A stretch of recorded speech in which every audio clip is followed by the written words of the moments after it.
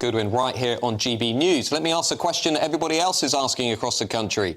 Is Nigel Farage going to be our next Prime Minister? It has been a remarkable set of results for the Reform Party, not only winning that crucial parliamentary by-election in Runcorn and Helsby, but also winning a number of councils and getting 30% of the equivalent share of the national vote, according to the projections today. Were these numbers replicated at a future general election, you would be looking at a stonking Reform majority.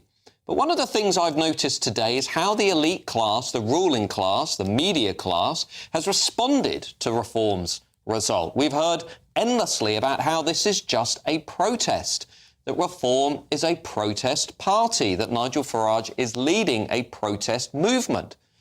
But doesn't that imply that all this is just some kind of irrational backlash against the system, that Reform voters don't really know what they're voting for?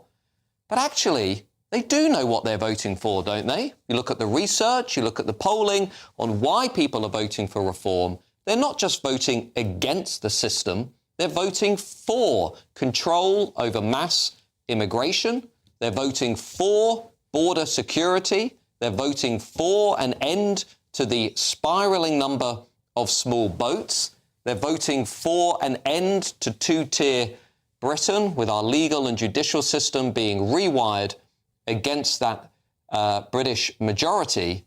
And they're voting for a political movement that's wanting to reshape the country and its institutions, not around an elite minority in Westminster, Oxford, Cambridge and Brighton, but around that hard-working, law-abiding, forgotten majority out there in the country that is asking itself, what on earth is happening to this country?